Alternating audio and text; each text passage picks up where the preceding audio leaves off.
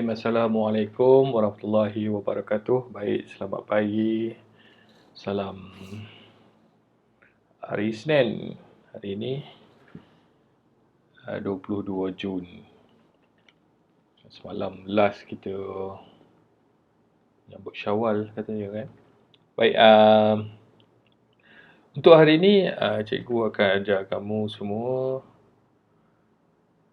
iaitu karangan berformat jenis laporan. Bagaimana yang kamu tahu, kita dah belajar 2 karangan berformat. Yang lain tak sempat lagi. Jadi hari ini kita sambunglah karangan berformat.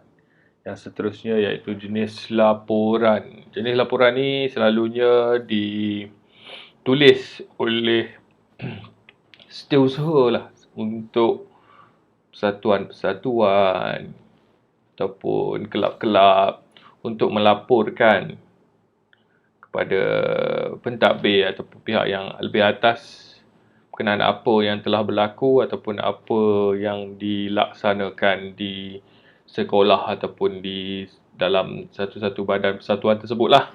Baik, namun begitu terdapat beberapa jenis ataupun beberapa perkara yang penting yang perlu ada dalam karangan berformat. Okey, karangan berformat ni sangat mudah. Karangan berformat jenis laporan ni sangat mudah sebabnya karangan dia seperti karangan cerita, namun ada sedikit saja format yang perlu kamu ada. Jadi kalau kamu nak skor markah yang lebih tinggi untuk karangan berformat, ini ialah karangan yang mudah untuk kamu skor. Baik, kita tengok. Yang pertama, untuk karangan berformat nanti, cikgu akan bagi satu karangan contoh nanti untuk kamu. Dan cikgu akan minta kamu semua salin karangan tersebut. Namun begitu, sebelum kamu salin karangan tersebut, saya berharap kamu tengok dulu video yang saya sediakan ini. Baik, yang pertama, untuk karangan berformat, kita perlu tahu perkara-perkara yang perlu ada dalam karangan laporan. Ya. Baik, yang pertama, kamu kena ingat ada 6 perkara yang kamu kena ingat. Yang pertama ialah tajuk. Kedua ialah kandungan peristiwa. Yang ketiga, pengakuan penulis, iaitu ada perkataan laporan disediakan oleh. Kemudian tarikh. Yang kelima, tanda tangan. Dan yang keenam ialah nama dan jawatan penulis. Baik, kita tengok satu persatu. Baik, untuk tajuk. Tajuk ini mesti ditulis di tengah-tengah pada permulaan karangan. Okey, kita tengok balik. Kita tengok yang saya sediakan tu. Contoh yang saya sediakan. Okey, ini tajuk. Bahagian yang pertama, ini tajuk. Tajuk saya katakan tadi mesti ditulis di tengah-tengah sebelum kita membuat karangan. Jadi, inilah tajuk. Tajuk dia selalunya ditulis dengan perkataan laporan. Ada perkataan laporan. Baik, untuk senang kamu ingat, kamu gunakan perkataan laporan. Okey, ini sekiranya soalan yang diberikan, Persatuan Bahasa Melayu sekolah kamu telah mengadakan lawatan ke Pulau Langkawi. Tulis laporan mengenainya. Jadi, laporan lawatan ke Pulau Langkawi. Itu tajuk yang sesuai untuk soalan tersebut. Kalaulah soalan tersebut berkenaan lawatan ke Pulau Langkawi, katalah laporan tajuk yang lain. Contoh soalan yang lain seperti laporan lawatan ke Kilang Kicap. Tukarlah tajuk dia, laporan lawatan ke Kilang Kicap. Okey. Ini sebenarnya tak boleh huruf besar ni untuk ke ni. Saya pun salah ni. Huruf kecil. Kenapa huruf kecil? Kita tengok pada yang seterusnya ni. Semua tajuk perlu dimulakan dengan perkataan laporan. Ini yang saya sebut tadi. Kemudian tajuk perlu ditulis dengan huruf besar. Kecuali kata sendi nama seperti ke, dari, daripada, hingga, di dan sebagainya. Untuk kata sendi nama, kamu tidak perlu tulis dengan huruf besar. Selalunya untuk karangan laporan ni, kata sendi nama yang digunakan hanya ke, di. Itu saja. Tajuk perlu diterangkan. Ini kalau kamu gunakan komputer lah. Bold. Okey, dalam perkataan lain, bold, diboldkan atau digariskan. Ini guna penulisan, guna tulisan pensel, kita boleh gariskan. Yang diterangkan tu memang tak boleh lah. Tapi ini sekiranya kalau kita gunakan komputer lah. Contoh laporan ke Pulau Langkawi yang saya dah tulis ni. Okey, baik yang kedua. Yang kedua kamu perlu ingat ialah isi kandungan peristiwa. Ini ialah cerita dia lah. Cerita dia, kamu seperti biasa, seperti karangan-karangan yang sebelum ini, iaitu kita perlu ditulis dengan seperti karangan cerita.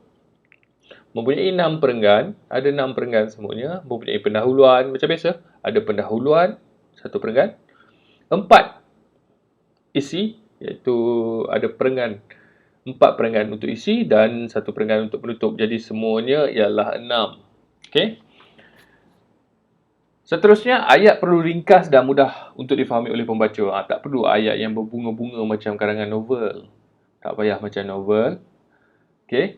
Kemudian, ceritakan peristiwa yang berlaku mengikut urutan. Okey. Baik, mengikut urutan. Contohnya, bila kita buat lawatan, kita bertolak sampai. Janganlah terus, yang mula-mula terus cerita hari ketiga. Lepas tu, seterusnya kamu cerita hari kedua. Tak kenalah. Tak boleh. Ikut urutan. Maksud dia ikut daripada mana mula, seterusnya apa yang berlaku. Kalau contohnya, kalau lawatan tu, pagi kita pergi, kemudian tengah hari, petang dan balik. Macam tu. Okey. Seterusnya, pengakuan penulis. Pengakuan penulis ni ada di sebelah kiri di bahagian bawah. Ditulis di bahagian bawah di sebelah kiri dengan perkataan laporan disediakan oleh ataupun disediakan oleh. Dua jenis boleh. Tapi saya syorkan guna perkataan laporan disediakan oleh. Okey? Contoh kita tengok. Contoh.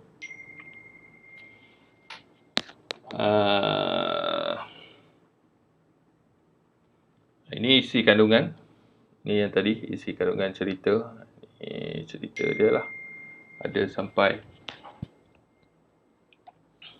isi kandungan cerita. Kemudian yang ini, bahagian ni. Ini ialah pengakuan penulis. Laporan disediakan oleh. Ditulis di sebelah kiri bahagian bawah. Kamu boleh selang sikit, langkau sikit. Tulis laporan disediakan oleh. Kemudian selari dengan dia. Kalau kita tengok selari sama baris dengan dia di bahagian kanan. Tuliskan pula tarikh. Tarikh kita buat lawatan tu. Ni saya tak sama ni.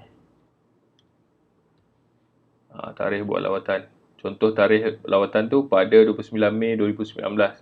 Jadi tarikh tulis tu 2 Jun 2019. Kenalah. Maksud dia tulis laporan ni selepas kita buat lawatan. Jangan kamu tulis sebelum buat lawatan. Tu pelik. Sebelum pergi lawatan dah tulis. Okey. Yang seterusnya, yang ke-5 tu, itu tarikh. Okey. Tarikh mesti ditulis. Tulis tarikh laporan ditulis. Apa ni ayat saya ni pun pening dah. Okey. Maksud dia tarikh tu ditulis pada hari kita tulis laporan tersebut. Tarikh ditulis selari dengan pengakuan penulis di sebelah kanan. Yang tadilah saya bagi tahu mesti ditulis selari. Kemudian tanda tangan, nama dan jawatan. Okey, turunkan tanda tangan di bawah pengakuan penulis. Bila kita dah tulis pengakuan penulis tadi, iaitu laporan disediakan oleh, koma. Kemudian kita tulislah tanda tangan dulu. Tanda tangan, buatlah tanda tangan macam mana pun, asal tanda tangan. Okey. Kemudian tulis nama penulis tu dengan huruf besar dan di dalam kurungan. Contoh macam Anita binti Ahmad. Huruf besar semua dalam kurungan. Kalau kamu nak tulis nanti, kamu tulis dengan nama kamu pun tak ada masalah. Boleh tulis. Tulis jawatan dan nama sekolah di bawah nama tersebut. Contoh kalau kita tengok, okey. Ni tanda tangan. Contoh tanda tangan. Okey, nama dia Anita binti Ahmad dalam kurungan. Huruf besar semua ni. Tengok. Setiausaha Persatuan Bahasa Melayu SK Datuk Syahbana Abu Bakar Labuh Hileh. Okey. Tulis nama jawatan. Selalunya, ingat. Selalunya yang menulis laporan ialah setiausaha. Bukannya pengurusi, bukannya AJK kebersihan, bukannya AJK keselamatan, bukannya ahli biasa. Jangan nak tulis pula ni. Ahli biasa. Satuan. Tak boleh.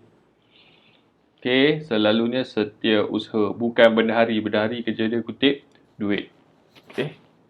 Pengurusi pun bukan kerja dia buat ni. Pengurusi kerja lain. Okey. Okey, sekian, terima kasih. Senang.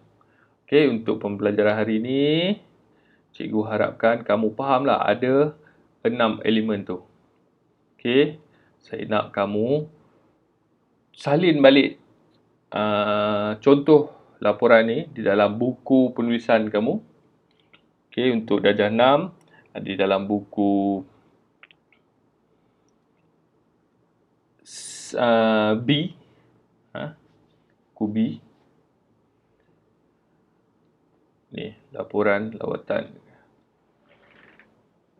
Okey, salinkan dalam buku B ke buku C? Buku karangan saja. Okey? Buku C. Okey, karangan dalam buku C. Cikgu pun dah lupa. 3 bulan tak pergi sekolah. Okey? Salin saja, kemudian ingat elemen-elemen dalam format ni. Okey?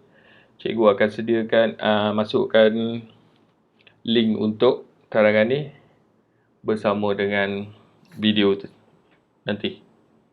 Okey, itu saja untuk hari ini. Sekian. Assalamualaikum warahmatullahi wabarakatuh. Sekian, terima kasih.